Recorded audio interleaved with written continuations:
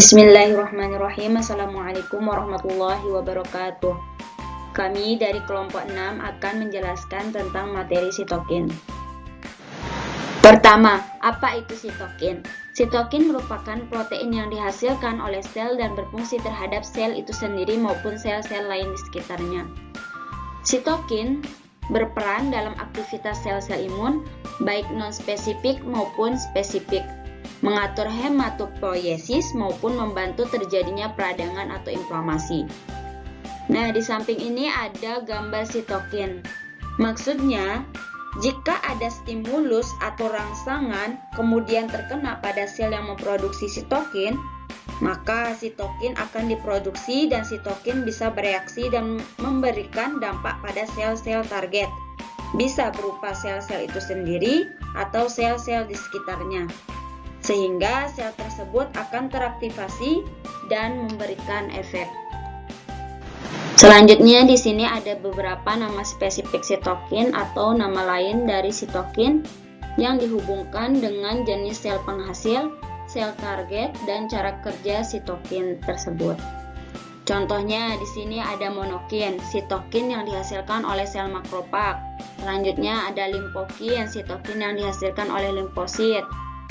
Ada interleukin, sitokin yang dihasilkan dan berfungsi untuk leukosit.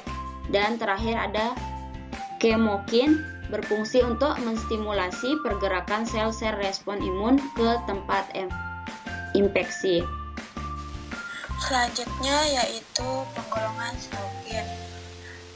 Nah, di mana penggolongan sitokin ini bisa dibedakan dalam respon imun. Yang pertama yaitu pengatur respon imun non-spesifik. Yang kedua ada pengatur respon imun spesifik. Dan yang ketiga itu ada pengatur hematopoiesis. Nah, yang pertama kita masuk dulu ke sitokin pengatur respon imun non-spesifik.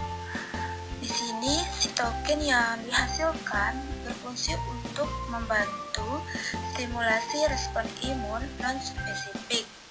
Umumnya dihasilkan oleh sel-sel fagositik monukleus, contohnya adalah makrofag.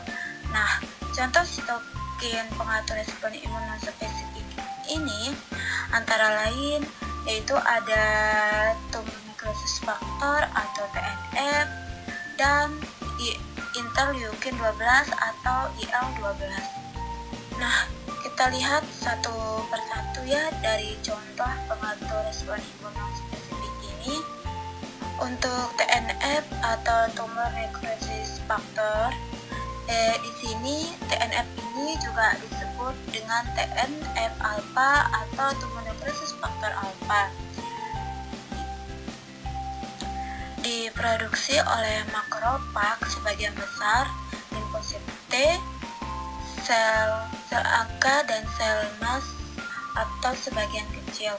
Fungsinya adalah untuk menstimulasi sel-sel leukosit menuju ke tempat terjadinya infeksi dan menghilangkan patogen.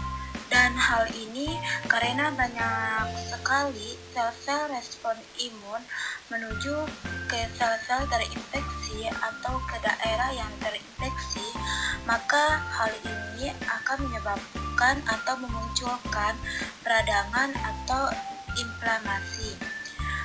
Terus sitokin TNF alpha ini banyak distimulasi oleh adanya infeksi bakteri gram negatif. Kemudian interleukin 12 atau IL-12. IL-12 ini diproduksi oleh sel makrofag dan dendritik yang mengenali antigen, di mana IL-12 ini berfungsi untuk menstimulasi produksi interferon gamma atau IFNY gamma oleh sel NK dan limfosit T. Nah, IFNY gamma ini akan mengaktifkan makrofag untuk fagositosis. Yang kedua, fungsinya adalah untuk meningkatkan aktivitas sitoksik pada sel NK dan limfosit TCD 8 positif. Yang ketiga yaitu bersama dengan IPN gamma membantu diferensiasi sel T helper menjadi TH1. Kemudian kita masuk ke sitokin pengatur respon imun spesifik. Karena respon imunnya yang spesifik, maka yang distimulasi juga sel-sel yang termasuk dalam komponen respon imun spesifik seperti sel T jadi 8 atau sel T jadi 4. Contoh sitokin dalam golongan ini adalah interleukin atau IL-2 dan interferon gamma atau IPN.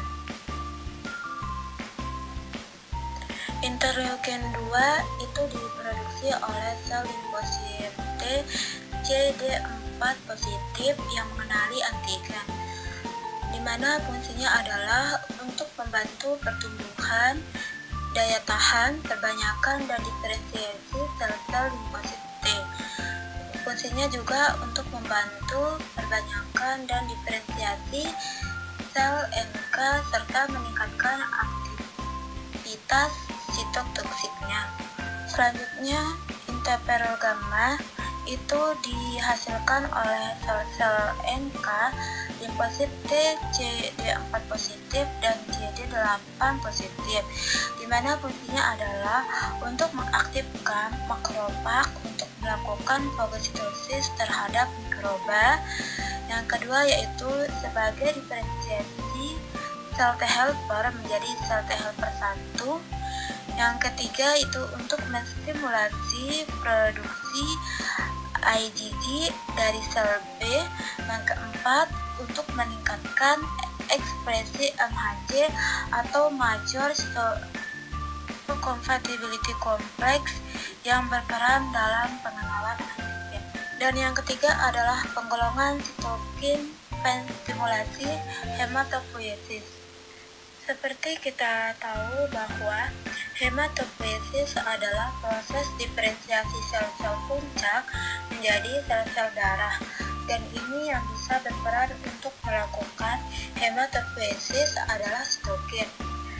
Di sini fungsinya adalah menstimulasi sel-sel progenitor atau sel-sel awal untuk membentuk bermacam-macam sel respon imun. Di sini contoh sitokinnya dalam golongan ini adalah interleukin 7 atau IL-7 dan GM-CSF atau granulocytic macrophage colony stimulating factor. Nah, di mana contoh-contoh sitokin dalam golongan ini memiliki fungsi tersendiri.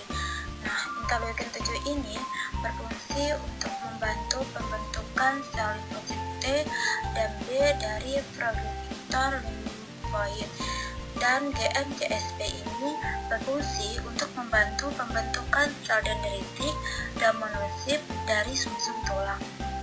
Selanjutnya yaitu mekanisme kerja. Terdapat 3 cara kerja sitokin, yaitu yang pertama ada autokrin, di mana cara kerja autokrin ini yaitu sitokin yang dihasilkan akan berfungsi pada sel yang memproduksinya seperti yang terlihat pada gambar. Sel sitokin digambarkan sebagai titik merah, dia akan diterima oleh reseptor itu sendiri. Kemudian yang selanjutnya yaitu ada parakrin. Parakrin ini berbeda dengan autokrin, maka pada parakrin ini sitokin yang dihasilkan akan berfungsi pada sel-sel di sekitarnya seperti pada gambar. Ada sitokin yang diterima oleh reseptor yang ada di sekitarnya.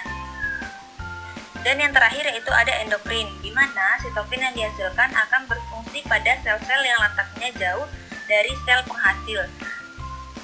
penghasil sitokin dan disebarkan melalui peredaran darah. Contoh dari sitokin ini yaitu ada hormon.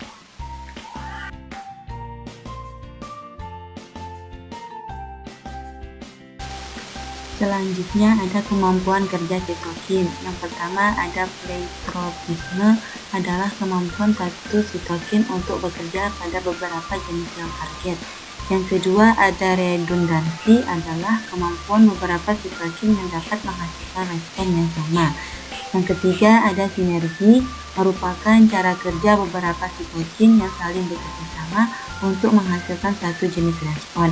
Dan yang terakhir ada antagonisme, adalah kemampuan satu jenis sitokin yang dapat menghambat sitokin lain.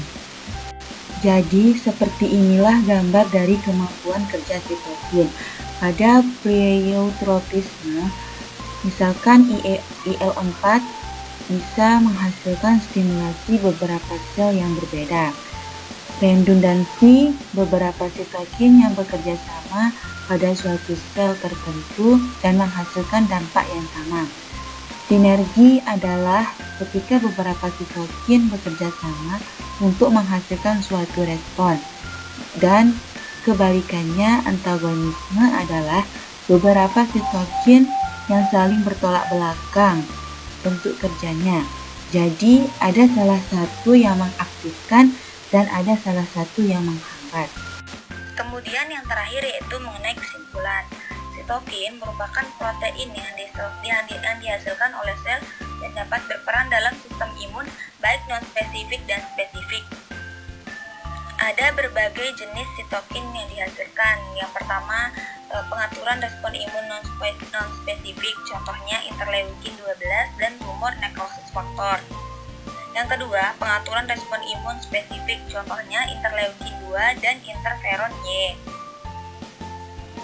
Yang ketiga yaitu pengaturan hematopoiesis, contohnya itu interleukin 7 dan granulosit makrophag koloni stimulating factor. Cara kerja sitokin juga bermacam-macam, seperti mulai dari autokrin, parakrin, dan endokrin. Kemampuan kerja sitokin pun bisa pleiotropisme, redundansi, sinergi dan antagonisme. Sitokin membantu dalam proses stimulasi respon imun non-spesifik, berperan dalam proses peradangan, membantu perbanyakan dan diferensiasi sel limfosit T, serta membantu proses hematopoiesis.